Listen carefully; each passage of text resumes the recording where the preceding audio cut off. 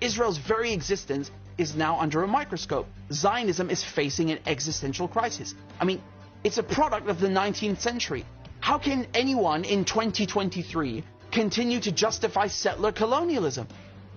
South Africa, who suffered under settler colonialism and apartheid, have now referred Israel to the International Court of Justice for genocide in Gaza. Malaysia have imposed a ban on all Israeli-owned and flagged ships. Colombia and Chile have recalled their ambassadors to Israel. Bolivia cut ties completely. Israel, you know, their image as a military power is gone. Netanyahu has nothing to show for the last 3 months in Gaza and has turned to assassinating resistance leaders who aren't even in Gaza.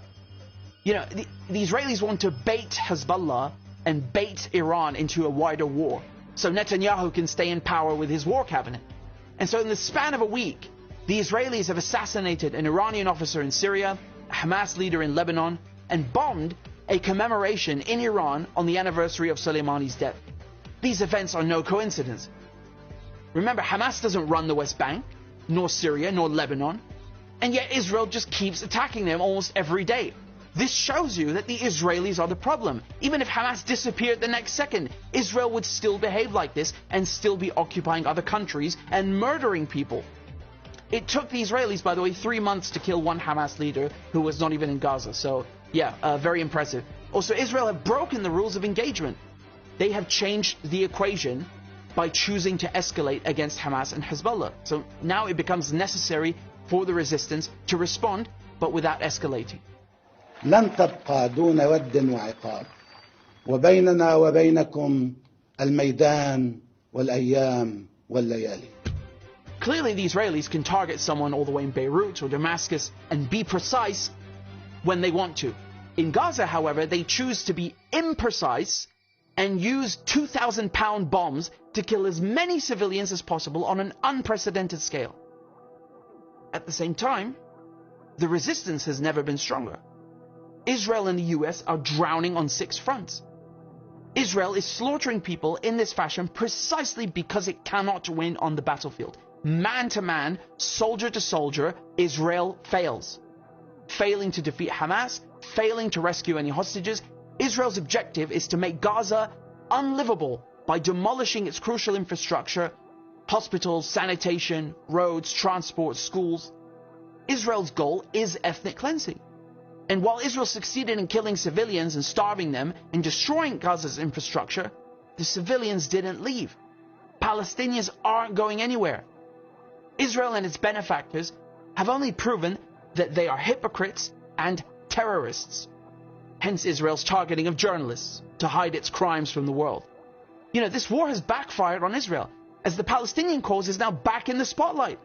The resistance factions are united, as are the fronts. And Saudi-Israeli normalization is on hold. Israel is losing the propaganda war. Social media has raised awareness among young people. They see the double standard, how the West gave Ukraine weapons to fight Russia, but when it comes to the Palestinians, they oppress them and instead help Israel, the oppressor.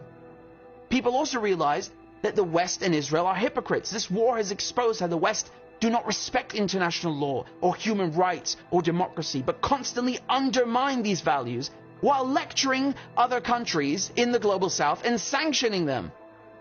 Israel has lost all credibility as more people learn about Zionism and settler colonialism. This whole image that the Israelis have tried to cultivate for 75 years, all the legitimacy, has gone down the toilet. Public opinion is shifting in favor of Palestine, and people worldwide are coming out to protest regularly. People see now that for the last 400 years, you've had the same powers committing the same crimes wherever they go. Genocide of Native Americans, genocide of Palestinians, genocide in the Congo, land theft, slavery, racism, apartheid, dropping nuclear weapons on civilians, carving up the Middle East, carving up Africa, carving up Yugoslavia, dividing Korea, dividing Vietnam, bombing Vietnam, Laos, Cambodia, bombing Yugoslavia, invading Iraq, Afghanistan, Libya, Syria, Yemen, Palestine, sanctions, embargoes, coups in Latin America, coups in Africa, supporting apartheid South Africa, and on and on and on. What Western values are these exactly? Why is it always the same handful of Europeans, especially but not limited to Anglo-American corporations, armies, and banks. Are we supposed to be proud of that? You know, Biden and the United States, they support Israel so adamantly because Israel is America's outpost in the Middle East. It is a base. And once Israel loses its grip on Palestine, the United States will lose its grip on the region and then its hegemony. Palestinians are fighting a war in Gaza on behalf of the entire world against Western imperialism. The West want to rule the Middle East with terrorism and fear, with occupation and oppression, with murder and theft, stealing. Look how they suck the planet dry and fill it with military bases and enslave everyone, killing and displacing millions over and over and over. They violate international law, they deprive people of freedom, of life, murder journalists, murder children, murder civilians. No one is safe. What Israel and the West are doing in Gaza is an attack on humanity itself. It is an affront on all of us. Standing with Gaza is to stand against imperialism, against Zionism, and against US hegemony. Against the powers that oppressed blacks, South Africans, Palestinians, and Native Americans. It is the most important, the quintessential fight for justice, for world peace, for security, and freedom from oppression.